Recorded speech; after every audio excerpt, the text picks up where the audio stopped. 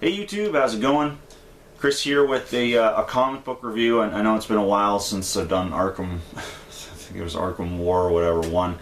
But I do apologize for this one. It's been a while since I stopped in at the comic shop, and I did. And I have a backlog of comics I really got to get through. So this one I actually do apologize. I'm a little bit late on the game on this one, but I figured it did warrant reviewing because, you know, she tends to be a big part of the web, or the channel, and we reviewed a lot of her stuff before too. But Harley Quinn #1 came out, I believe, 2 or 3 weeks ago. So, like I said, I'm a little late on this, but finally got it, finally read it. So, and after reading it, I figured it did definitely warrant reviewing. Feels weird talking about her without Sarah here, but oh well. Anyway, so Harley Quinn #1, quick review, and of course this is, I think I'm sure, as you know, she used to be in the Suicide Squad for the New 52. I think now she's kind of doing her own thing, which is good because I was never a big fan of the Suicide Squad, so it's good. Quick review of the comic. It's really good. I enjoyed it quite a bit. Well, I'm sure, as you know, we said enough in other reviews, like, not big fans of her redesign or her restory. I don't know, she didn't really feel like Harley Quinn anymore, you know. She really did just feel like, you know, the Joker's girlfriend. And I know that's technically what Harley Quinn is supposed to be, but in the old comics she always felt like more. I mean, the fact that she was Joker's girlfriend was, you know, kind of, you know, it's fine. She was her own real character. It really just kind of seemed like that in the New 52, but thankfully with Harley Quinn #1, she feels like Harley Quinn again. It's really good. I've been quite enjoying it. So my quick review of that would say, you know, pick it up. Definitely. This is going to be a good series. If the first issue is any indication, definitely go check it out. I highly recommend it. Or, you know, if you're like, well, okay, normally for the reviews I'm getting these, but normally I'm a tradesman, so, you know, if you want to wait, the trades will probably be worth it. So, without further ado, we'll do our normal thing here. We kind of go through the comic page by page, so once again, I highly recommend you read it, or if you don't want to read it, this might save you some time, because we're just going to go over the whole first comic. And of course, if there's anything cool or anything like that, we hold it up to the camera and our, you know, yeah, I know, that's all we really got here, we just hold it up to the camera. So anyway, without further ado, Harley Quinn #1. And I'll just start this off with saying one thing. I haven't really been keeping up with a lot of the New 52, so this comic's pretty easy to get into, but there's one thing that I'm still not too sure of why it's in here, and if you know, please make sure to let me know in the comments. I'll bring it up pretty quick here, actually. So, without further ado. So, we have a nice image of Harley Quinn driving her, I was going to call it the Harley cycle, it's a motorcycle with her stuff on it. And she's literally got all her belongings kind of strapped up into one of those ridiculously oversized, you know, burlap sheets behind her on the motorcycle. And there's a nice little image of that. And I do like the little cameo of her old hood up there at the top of her belongings. Once again, reminding us of her classic costume, but she's not reading it. So basically, as she's describing, you know, in her inner monologue, you know, Joker tried to kill her, so they're done right now. And one of the old patients in Arkham Asylum actually left Harley an apartment building in his will. It's on Coney Island, so that's kind of cool. Now, here's the thing that I don't. Once again, if you know why this is here, please tell me. But to the front of her motorcycle, she has a stuffed beaver that talks.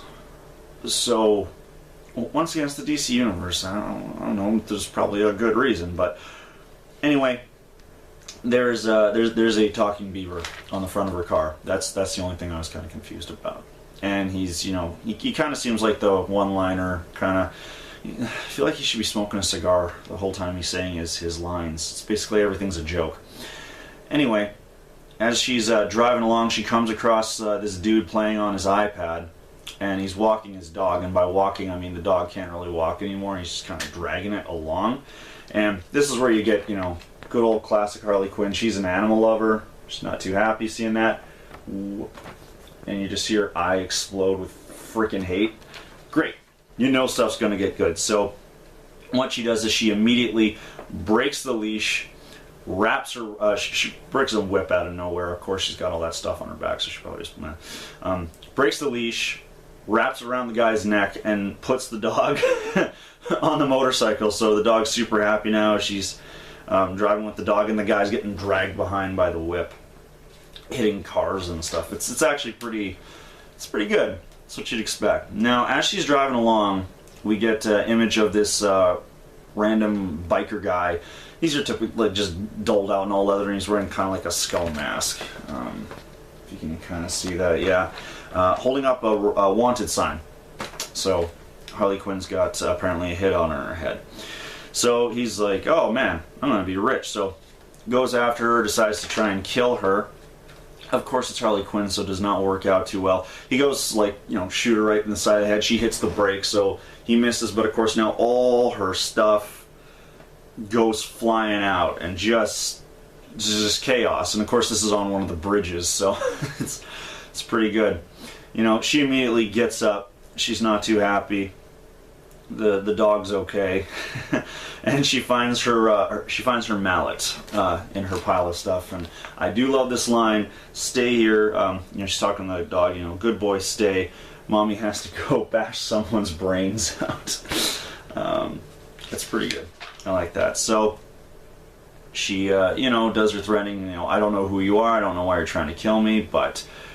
Of course, it's Harley Quinn, so she just gets really upset at the fact that all that time she spent putting her stuff together on the bike is now all over the place. So, as she's describing all her stuff, she's like hitting the gun out of his hand, hitting him on the hand with the mallet, busting his kneecap.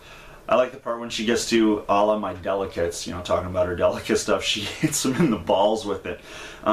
And then here's good Harley Quinn. I didn't really see this coming. She goes, any last words? And he says, don't. And she goes, that's all you got? She actually knocks his head off. I was like, yes, it's good. This Harley ain't taking shit. So she eventually gets to the apartment building, finds it in Coney Island. It's a pretty big place. It's basically one of those apartment complexes where like the whole first floor is different stores and stuff, and basically the upper floors are apartments that the store owners live in, basically. And she's pretty stoked. She immediately starts talking to some of the people living there. She meets this one little person. He's called Big Tony, and they seem to be okay. And then the gentleman, I'm assuming it's the lawyer, kind of going through the whole process, gives Harley the tour. First floor is all the businesses, second floor is all the apartments, and of course she's the Harley being the building owner, she's now responsible for collecting the rent and all that. Third floor is just lumber, kind of for repair, that sort of thing. And the top floor is this huge penthouse suite that's all Harley Quinn's, and she is ecstatic. And she also has direct access to the roof because of that too. And it's just got a whole bunch of garbage bags on it. And I do love this part. She's so happy. She's like, I think I died and gone to heaven, and just does like a back splot right into a big pile of garbage, because that's Harley. Anyway, as she's kind of, getting off from the high of owning her own building, of course the lawyer guy goes, so also, by the way, you're also responsible for all the back taxes, real estate taxes, insurance, and upkeep for the building. So, of course, there's the catch. So, and of course he's like, you're gainfully employed, right? She's like, oh yeah. And of course he leaves, So her first goal here is to kind of, probably find a job. She's resourceful, and she's kind of sitting there on the pier, a little depressed, and Big Tony shows up, and he's like, me and the guys and everybody in the apartment building, we got together, we got you a newspaper with all the want ads, and one authentic Brooklyn everything bagel toasted with cream cheese. And of course she's ecstatic, and we see that she's actually still getting followed by someone with a sniper rifle. Moving on. This part was kind of neat because she does land 2 job interviews, and she's in the bathroom kind of putting makeup on herself, a la Poison Ivy. That's what it reminded me of, because back in the comics, or back in the old day, I know with Poison Ivy, because of her green skin, she used to like put on makeup to kind of give off a normal appearance, and she'd do that to kind of go out and about and, you know, not get bothered. I believe later she like learned the ability to just change her skin color or something like that. I don't know. But it's kind of interesting because, of course, in this continuity, Harley Quinn, all her skin is bleached, so now she's the one putting on all the makeup just to look normal. Her first job interview is, oddly enough, for psychiatry, so she does really good in the interview. Not too much happens. They basically explain like, oh yeah, so we help out all these people with, you know, depression, you know, bulimia, all that kind of stuff. And the only really thing that happens, she goes, what's behind that door? And they're like, oh, that's the dangerous patients. And Harley's like, yeah, I can handle those. Those are a specialty of mine. She's talking about the Joker.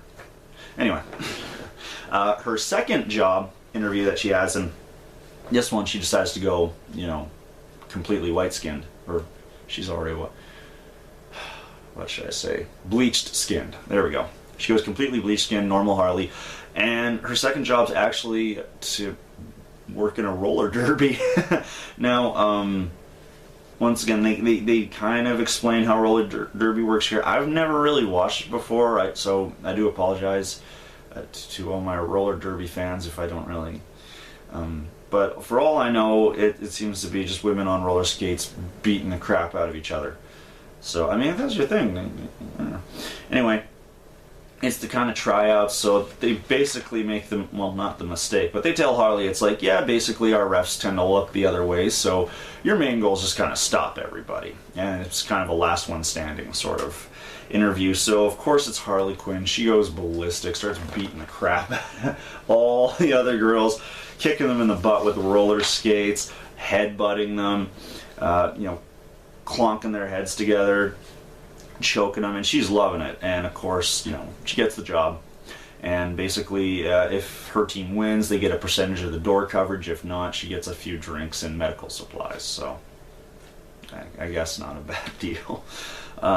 Then we cut to Harley Quinn. She's moonbathing, I guess, because I guess the sun's not really going to do much to her skin, and she's basically just lying, you know, sitting down with with the stuffed beaver that's got a liquor bottle with a straw in front of it, so it might be alive, or she's, well, she is crazy, but, and the dog's still there too, by the way. So, once again, please, if you know what's going on with this stuffed beaver, tell me, because it's confusing me, but not enough to not enjoy the comic. So, she's doing that, she's talking about how, you know, there's no place like home, and while she's doing that, some, it looks like Asian lady with a knife's coming up behind her, and she gets shot by Big Tony as he was coming up, and she takes a look, checks the body, and she finds out that someone put a hit on her, and that's where the comic book ends.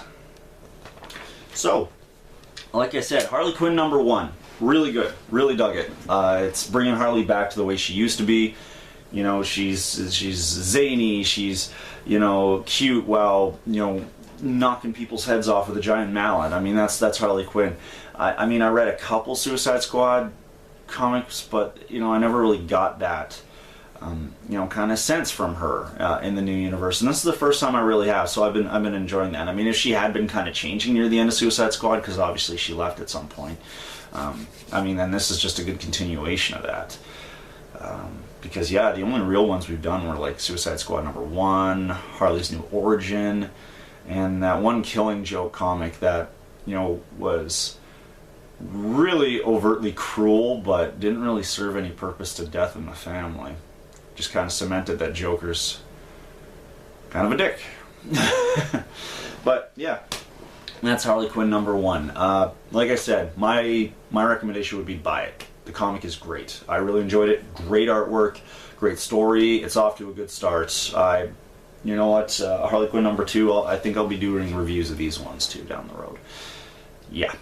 Anyway, once again, Chris here. If you had a good time, you know, hit that like or subscribe button. You know, it's always appreciated. Like I said, because I did my top 10 movies as the previous video, but as I was mentioning in that, I'm still working on a couple new projects here with JP, so those will be coming to fruition pretty soon, actually, probably during the weekend here. And then yeah, we're gonna have some guest reviewers coming up too soon, and as well too we're just gonna have just a good old nerdy time. And yeah, once again, if you enjoyed the comic too, if you've read it, let me know in the comments. I'm a big Harley Quinn fan. I love talking about her. So don't hesitate to hit us up for that. But once again, I just hope you guys had a good time, and I look forward to seeing you guys later with some more reviews and general nerdy stuff. Stay classy, you two.